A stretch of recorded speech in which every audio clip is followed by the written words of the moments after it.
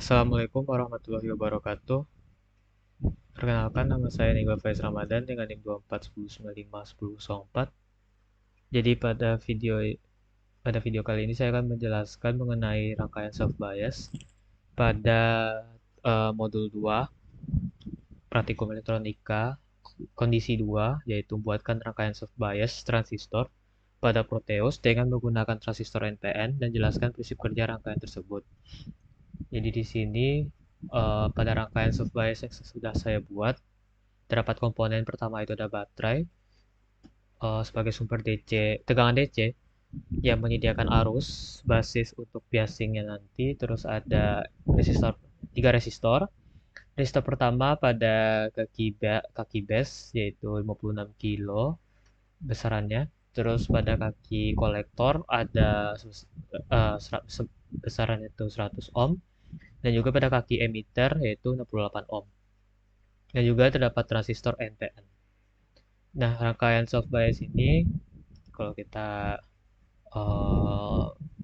jalankan, jadi di sini bisa terlihat dapatlah arus pada bisa dilihat di sini. Ini ada tegangan dari base ya, kaki base itu sebesar 0,85, sehingga kalau jika untuk mendapatkan tegangan base emitternya itu dikurangi sama tegangan dari emitter sebesar 0,18, sehingga mendapatkan kurang lebih 0,68 yang membuat transistor hidup. Jadi di sini saya akan menjelaskan prinsip kerjanya. Jadi pada rangkaian self bias ini bekerja itu dengan memberikan tegangan bias ke basis transistor melalui resistor yang pertama. Jadi tegangan ini mulai membuat si transistornya itu mulai aktif karena adanya beda potensial atau tegangan di base emitternya sebesar 0,68 yang didapatkan dari VB, tegangan pada base-nya dikurang dengan tegangan pada emitornya. Dan arus base yang masuk itu sebesar sini nih 1,15, ini berarti 11,51 mikroampere. Jadi ini kan diperkuat oleh transistor sehingga menghasilkan arus kolektornya itu yang lebih besar.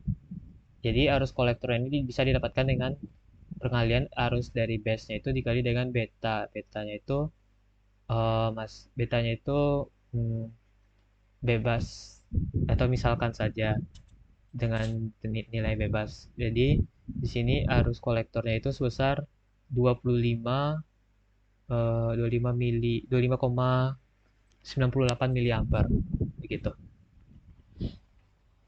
Nah, selanjutnya pada resistor di emitter ini itu berfungsi sebagai umpan balik negatif, yaitu ketika arus kolektor dan emitter itu membesar, tegangan pada emitter itu akan ikut naik dan akan mengurangi besaran dari tegangan base emitternya.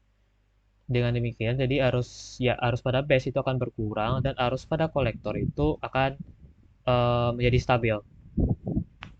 Selanjutnya pada resistor kolektor ini itu berfungsi sebagai membatasi arus kolektor sekaligus menghasilkan